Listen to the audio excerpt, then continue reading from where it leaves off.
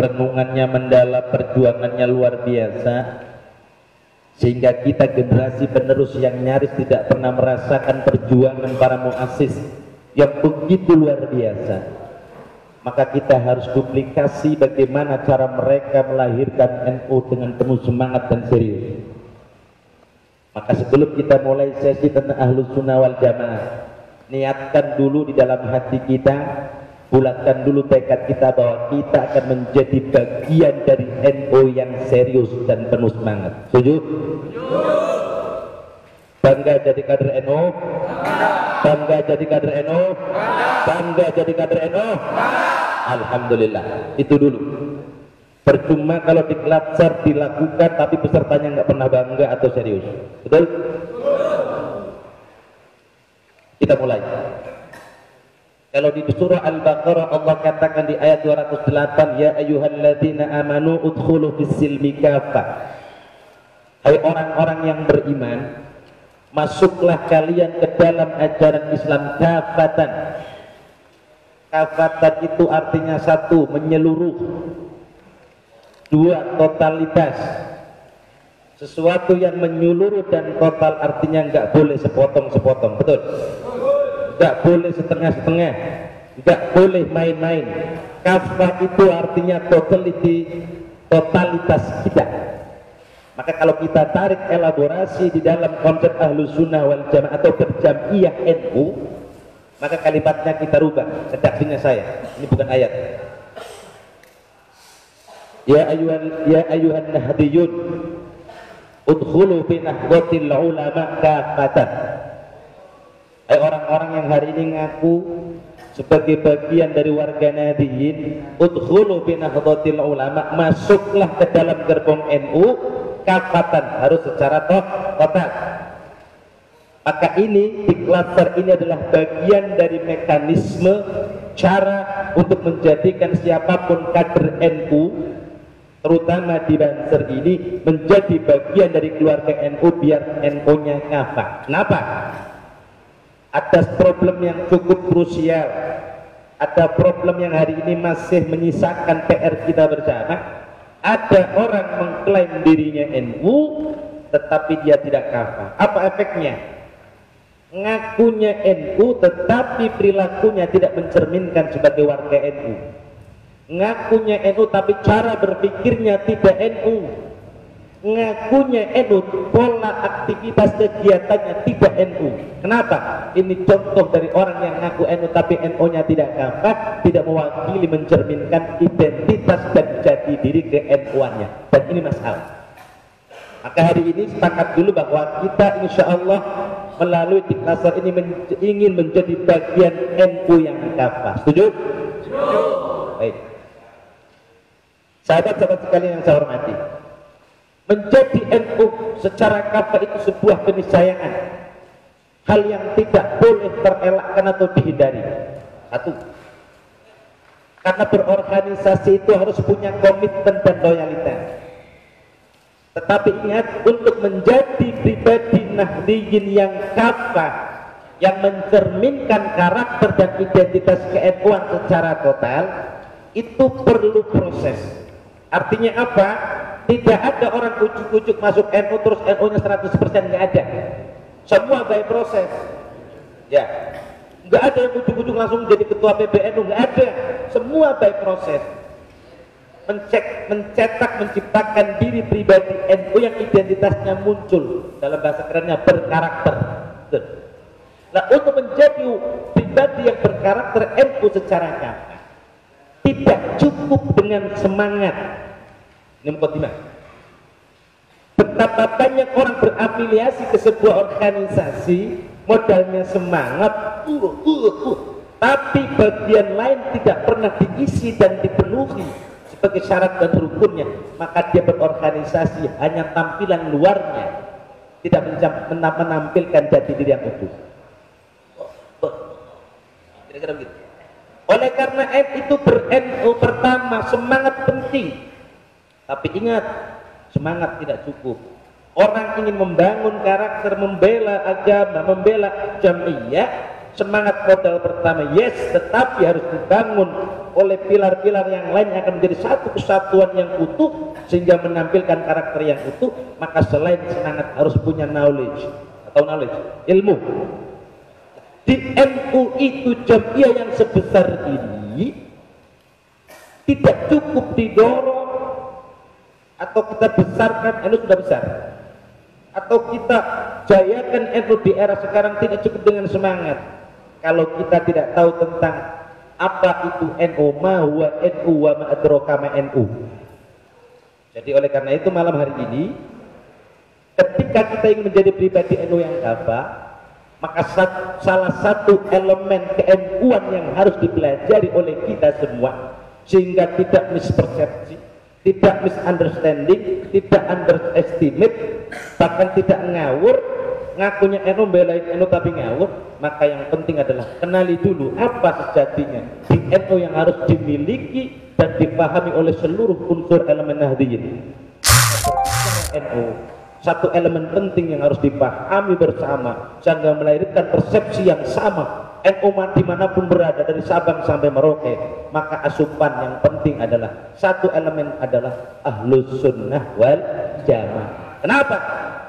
Karena kalau kita bicara NU itu jamaiyah, perhatikan, diniyah ijtimaiyah, organisasi yang berbasis diniyah, keagamaan, wajtimaiyah, dan kemasyarakatan, sosial kemasyarakatan. Bicara aspek yang pertama, NU sebagai organisasi keagamaan, artinya apa? Memang NU didirikan satu berbasis ideologi agama, ngurusin persoalan agama. Kemudian basis ke NU yang diangkat di Nusantara ini adalah ideologi keagamaan yang berbasis berhaluan Ahlus Sunnah wal Jamaah. Tapi tidak mungkin kita bisa memahami NU, membesarkan NU atau berkhidmat di NU dengan benar kalau pemahaman kita tentang Ahlus Sunnah wal Jamaah tidak tuntas. Nanti kita lihat sejauh mana pentingnya kita harus tahu betul apa itu Ahlus Sunnah wal Jamaah. Ini makhluk apa ya Ahlus Sunnah wal Jamaah itu loh. Kok sering dengar tapi kok saya nggak ngerti. Jangan sampai. Masa iya ada kader banser, kamu haluannya apa? NU apa pahamnya? Ahlus Sunnah wal Jamaah. Emang apa Ahlus Sunnah wal Jamaah? Belum ngaji saya, kan gak enak ini. Harus paham. Mari kita lihat.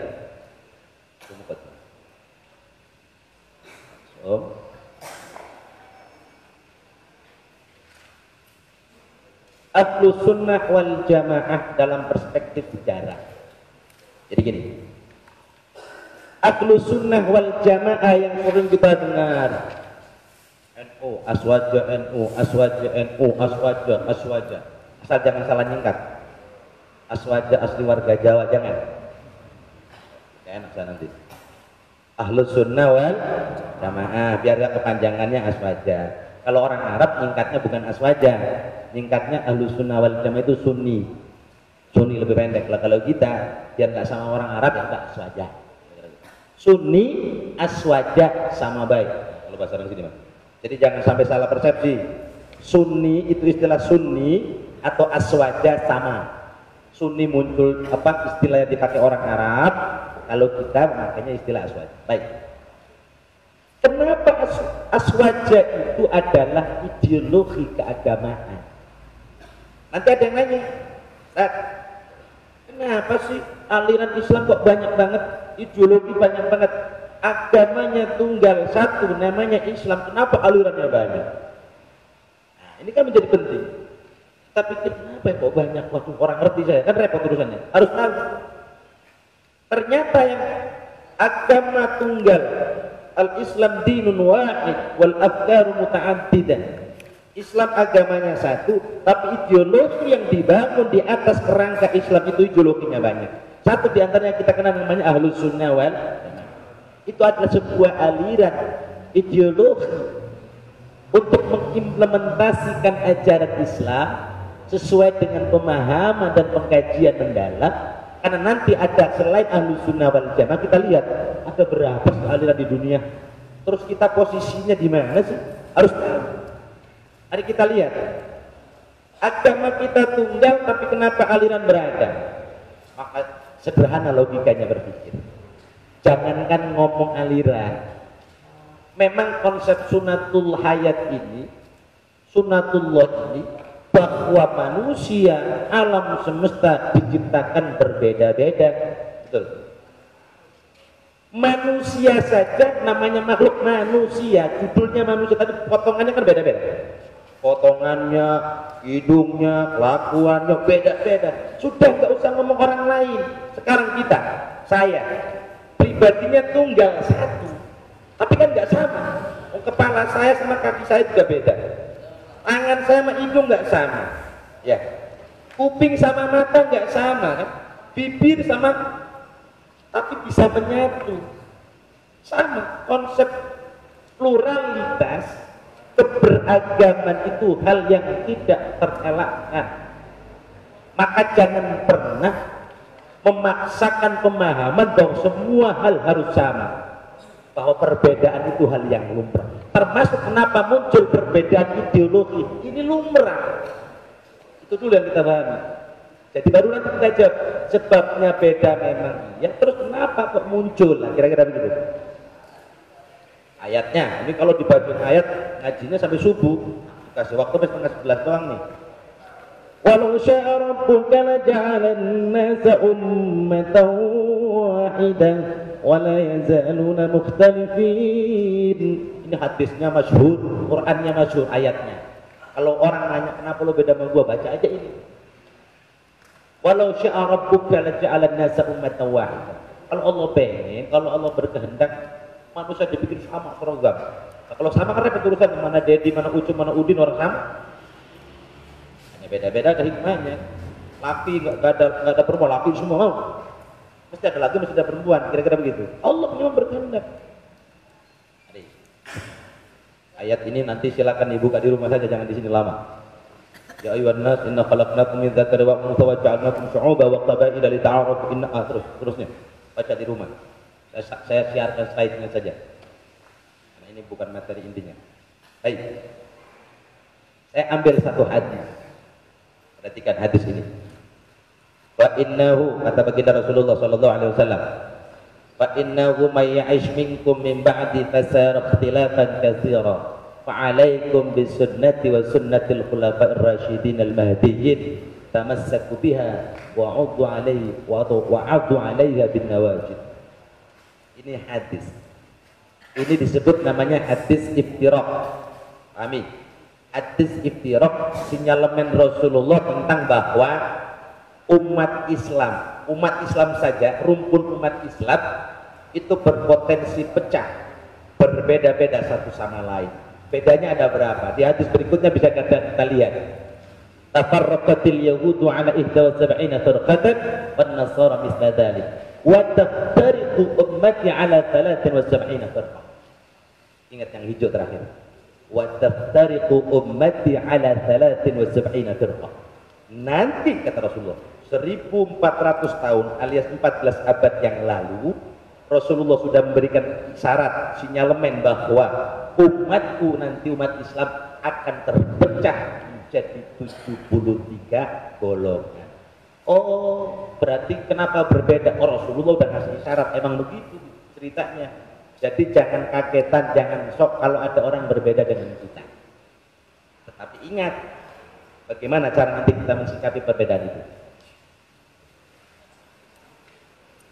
Nah, dah. Atas idrok banyak sekali, saya hanya kutip saja sebagian. Intinya apa? Bahwa Islam satu memang mensyaratkan perbedaan. Kita ada di dalam unsur itu. Nah, berapa jumlahnya? 73. Tetapi 73 ini kemudian dikelompokkan dalam kelompok besar. Nanti bisa kita lihat di mana posisi kita. Harus kita tahu. Jadi sama-sama umat Islam, sama-sama bersyahadat, sama-sama sholat, sama-sama haji dan seterusnya. Tapi lihat klasifikasinya, itu sama dengan kita atau tidak. Maka kita lihat 73 itu dikategorikan dalam bentuk seperti ini. Yang pertama, kelompok ahlus sunnah wal jamaah. Ini besar, paling besar. Siapa mereka? Apakah kita bagian dari mereka? Apakah NU bagian dari mereka? Di mana letak bagiannya? Satu. Kita Kita lihat ada siapa lagi. Yang kedua ada Syiah. Ahlus Sunnah wal Jamaah golongannya cuma satu, nggak ada duanya. Tapi kalau Syiah dia punya 22 sekte di dalam Syiah. Ada Syiah Ithna Asyariyah, ada Syiatul Ghulat, ada Syiat Zaidiyah, ada Syiat macam-macam, Fariziyah, ada Syiatul Arab, ada macam-macam. Ada 22 sekte di dalam Syiah. Berikutnya Khawarij. Ini saya tidak ingin menyampaikan membedah tentang masing-masing kelompok ini. Ini 16 SKS satu kelompoknya. Lama. Bisa 6 bulan itu. Paling tidak kan sahabat-sahabat tahu ada beberapa kelompok yang nanti kita akan teropong di mana kita. Oh kita Syiah bukan, oh bukan mungkin. Khawarij oh mungkin bukan, tapi belum bisa menyimpulkan kalau belum tidak lihat secara utuh. Syiah itu adalah kelompok yang muncul yang secara definitif itu adalah orang yang sangat mengkultuskan Imam Ali.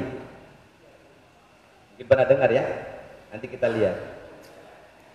Khawarij itu adalah kelompok yang menentang